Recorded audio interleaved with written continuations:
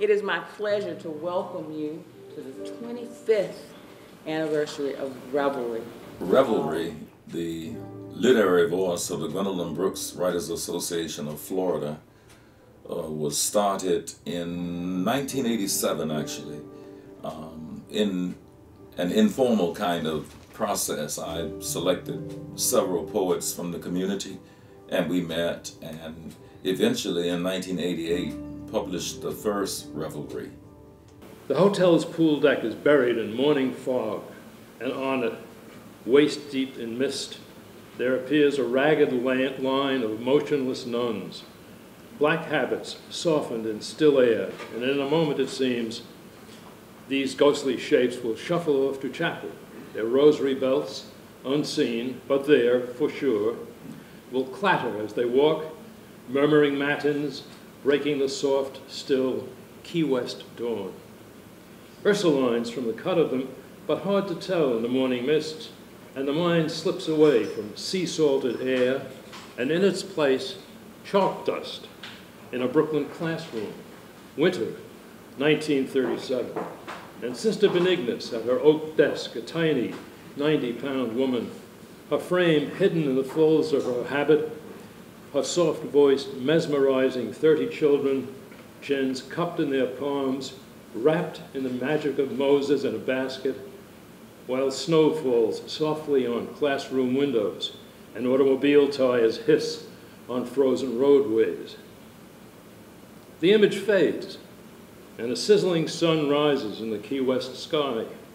The mists vanish, and now, stark, vivid, a dozen nuns, two-legged creatures, their black oxfords hidden by long black gowns, are not nuns at all. They are tall black patio umbrellas, folded tightly on a single pole against the damp, their tops capped by tiny black umbrella replicas. And maintenance men in shorts arrive to open them, and the rich smell of fresh coffee is in the air. After that first publication of Revelry, I started the Tuesday Voices series, poetry reading at Seminole State College. So on the fourth Tuesday of each month, people were invited, the public was invited to come out and read a poem, an original poem that they had written. Eventually we decided that anyone could come and read a poem that he or she had written, or a favorite poem by a favorite poet of theirs. Talk about revelry. Goes on 4 decades now, what's called home left behind. Everything I knew cost to get higher still. For new place in the cosmos, they're calling the last resort. Upload my payload. Funny thing, new planets home right away. Old one, strictly the alien place. Always been, I guess. My words never did go down there or even across here at the edge. Hell, barely speak the same language. Think I'm making all this up? Gygo, a communication encounter of the faraway kind. I write, my intention be to move people. Yeah, but be your intentions peaceful. I am programmed for nothing else. Then why do you interfere? We are autonomous life forms. Does not your mission prohibit interference, no matter the motive? You have to ask me in first. We have not, still you intrude. Then I will gladly go, you are right, where I am unwelcome, I will not tread. No, stay a while, we like you. Your warm fuzzies are irresistible. The interesting thing about Revelry is that it is, in a way, a brainchild, not of mine as much as it is a representation of the generosity of Gwendolyn Brooks.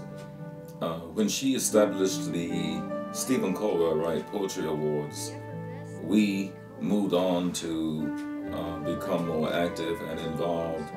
And so for the past 25 years, Revelry has grown from a prize of $500 to now a prize of $1,000. And the interesting thing about the award is because Gwendolyn Brooks had her own poetry awards, we could not call it the Gwendolyn Brooks Award.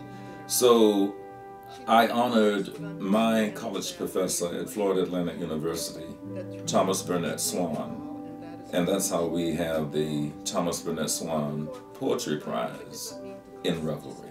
My father worked as a furrier, a ship welder during World War II, a Norfolk, Virginia dance hall bouncer, and then a terminal manager for an interstate southern truck company, a job he hated but did.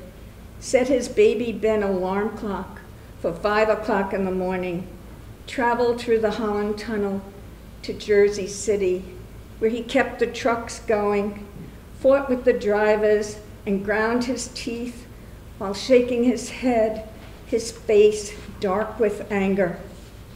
But then showered clean once home and scrubbed away the terminal dirt from underneath his fingernails, shaved, then patted on green menthol lotion, doing this before he sat down to his dinner. So much later, after we had eaten, my father seated at the maple table in his pressed t-shirt and boxer shorts. My father eating alone. See, one interesting thing about Revelry and its participants is that through the years, many of the winners of the Stephen Colbert Wright Poetry Awards and the Thomas Burnett Swan Poetry Prize have gone on to publish their own works and to win other prizes across the country, actually. Help, help, help me, Jack. I've lost my hip-hop, beat-bop, jazz-in-the-mouth, hot vinyl, sweet Jesus, fill-me-up, buttercup existence. Replaced by hissing pots, turkey fumes, dusty rooms, gurgling garbage, shadows at noon, silent nights, no bright lights, tongue-tied in macrame knots, ink blocks, and farcical spots. Oh, please, please, Jack, your economics were in the tank. You had no money in the bank. You lived with your mom. I have no mom. I am the mom. You rode on speed. I don't use speed. I am speed. Help, help, help me, Jack. Help, help, help me, Jack. Morning breath, yoga stretch, no time to rest, French press, coffee sips, flea dips, whitening strips, never-ending grocery lists. What'll I do about Jimmy's lisp? Am I right-brained, left-brained, hair-brained? Just a minute while I fix the drain. Let's be team players, dragon slayers, baby makers. I just want to turn out the light. Whatever happened to candlelight? Help, help, help me, Jack. Help, help, help me, Jack. Get my badass back and all that jazz. The beast. On the horizon, on the horizon. Forces are gathering, like the serpent of Eve's garden, evil comes a slithering. Haven't you seen them? Haven't you seen them? The dragon has awakened from its death-defying sleep, shaking off the dust of centuries it creeps. Their global marketplaces have blown up in our faces, downsizing, resizing, right-sizing, outsourcing. Hunger and mayhem are brewing and composting. Nowhere to run, nowhere to hide. Technology is big and wide. The net is spread, the trap is sprung. The gods of earth decide what's wrong. What's wrong from you? What's wrong from me? The titans, yea, they will decide. Their machines will replace your face. Your minds, their machines will deride. And you and me will cease to be, will be replaced by super bites. And who will stop the power of Big Brother and their Uber kite? Looking for peace? We're looking for peace. We're hungry, homeless, unemployed. Our places taken up by boards. Computers greet us at the bank. Without that code, the screen goes blank. Ah! Ah! Ah! The beast, the beast, the beast will feast. The beast, the beast, the beast will feast. The energy force that keeps me doing this year after year and people like Dr. Ann L. Rifo, who assists me, is the notion somehow that this is a good thing. It's a spiritual event. It's an intimate little affair, and I use little gracefully. But we have people who travel great distances to come each year simply because they enjoy the camaraderie and that kind of thing that Revelry provides. It's a rare occasion to be able to do what we do in the space that we do it in Sanford.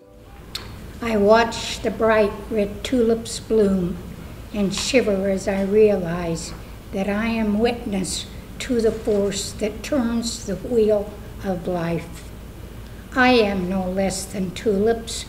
I too shall thrive, endure and rise, and meet with regained passion the promise of tomorrow.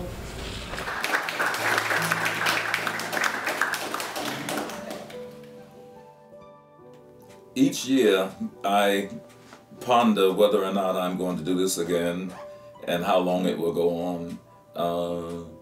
I do know that the Stephen Colbert Wright Poetry Awards at Seminole State College will probably go on and on and on because they are part of the foundation at the college. I am not so sure what will happen to Revelry, but I'm thinking that it may take a different shape and form. I'm not quite sure. But it is my desire that it would go on and on, but I don't know who would be able to do that.